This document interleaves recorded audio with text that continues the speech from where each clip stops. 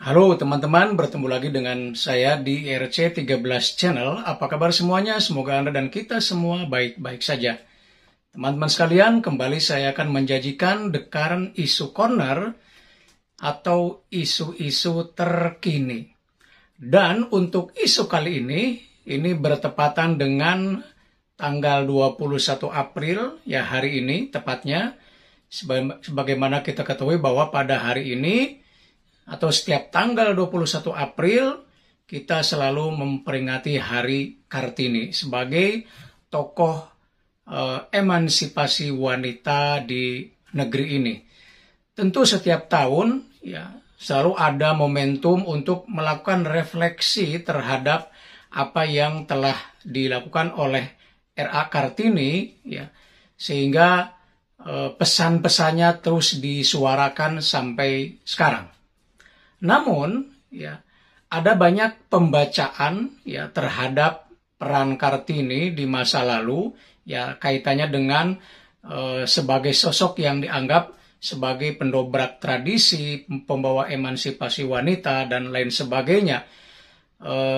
Sebagai sebuah pembacaan sejarah, tentu ada banyak ragam, ya ada banyak perspektif yang dilakukan oleh berbagai kalangan dan kadang-kadang ada juga perspektif yang cenderung mempertanyakan atau menggugat tentang peran Kartini yang sesungguhnya apakah memang layak disebut tokoh emansipasi wanita. Ya ada sejumlah pembacaan kritis atau pembacaan yang cenderung meragukan Kartini sebagai tokoh emansipasi wanita. Ya, misalnya yang kita dengar misalnya atau yang kita baca ya, Kartini menyuarakan tentang gerakan feminis atau gerakan emansipasi, persamaan hak perempuan dan laki-laki, terus mendorong agar perempuan tidak terkungkung dalam tradisi, dalam tembok-tembok kultural dan lain sebagainya, tapi pada saat yang sama, Kartini justru menjadi orang yang ada di dalam kungkungan tersebut. Ya, dia diperistri oleh Bupati Rembang dalam hal ini yang sudah punya istri. Dan dia sendiri atau Kartini sendiri adalah anak dari istri ketiga dari Bupati Jepara. Nah, artinya bahwa Kartini mengkritik tentang dunia poligami laki-laki pada saat itu yang menjadikan perempuan terkungkung, tapi pada saat yang sama Kartini berada di dalam kungkungan tersebut. Ya. Ada juga perspektif yang menyebutkan bahwa Kartini sesungguhnya dalam tanda petik adalah produk kolonial, produk Belanda. Artinya kalau orang mengagungkan atau memuja-muji peran Kartini itu sama dengan ya memuja-muji Belanda ya sebagai sebuah produk Belanda, maka hal itu atau pujian terhadap Kartini artinya sama dengan pujian terhadap Belanda gitu ya. Dan ada sejumlah pembacaan-pembacaan yang cenderung meragukan atau mengkritisi Kartini.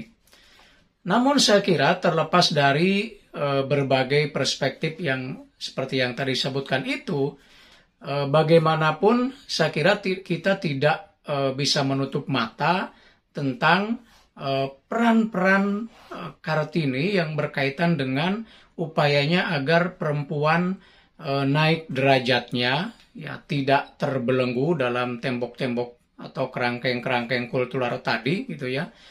Meski ya apa yang dilakukannya bukan dalam bentuk aksi-aksi yang seperti tokoh-tokoh pergerakan yang lain.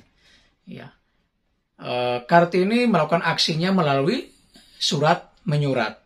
Ya, itu pun ada yang mempersoalkan sebagai seorang tokoh hanya melalui surat menyurat gitu ya. Tidak ada aksi, tidak ada tindakan-tindakan konkret gitu ya. Tetapi yang harus kita tekankan adalah bahwa yang namanya perjuangan itu beragam bentuknya. Ya. Surat menyurat itu justru merupakan satu perwujudan, satu realisasi dari membuncahnya semangat. Ya. Apa yang dilakukan Kartini dengan surat-suratnya justru kemudian bisa membuka pemikiran berbagai orang, berbagai kalangan. Jadi yang harus kita lihat adalah api semangat di dalam surat-surat tersebut. Gitu ya.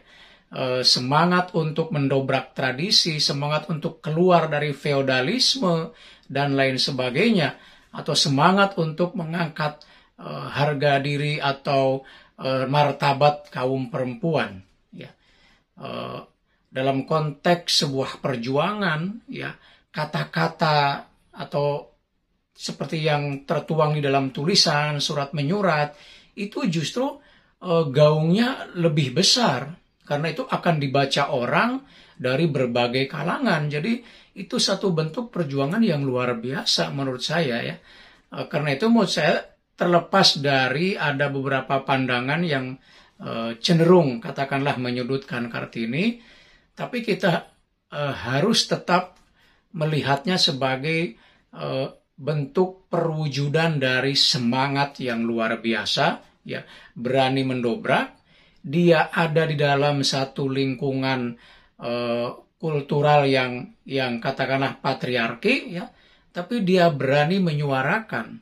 Dan ada satu hal yang menarik, ini seperti ditulis oleh Boni Triana dalam historia.id 22 April 2018 ya, tentang Kartini dinikahi oleh Bupati Rembang yang sudah beristri.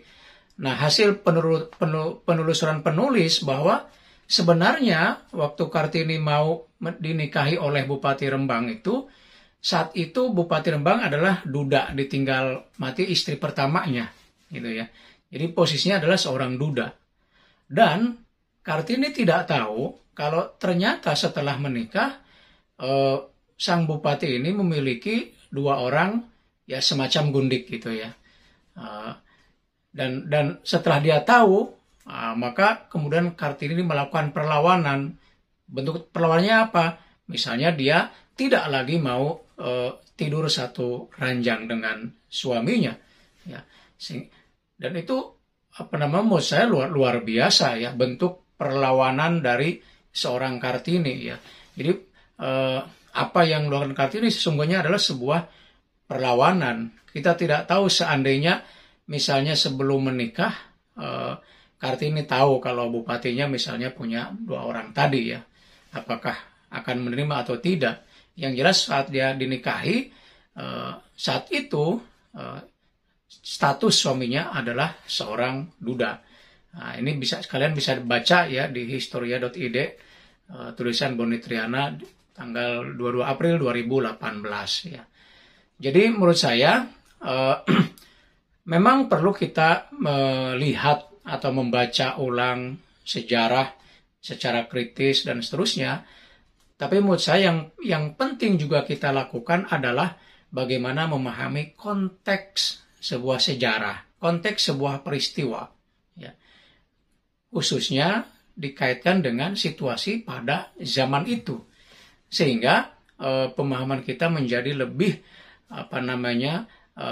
lebih tepat gitu ya, karena ya mengaitkan dengan situasi dan kondisi pada zaman peristiwa itu terjadi gitu ya. Demikian teman-teman, mudah-mudahan ada manfaatnya. Sampai bertemu kembali di video berikutnya, tetap semangat.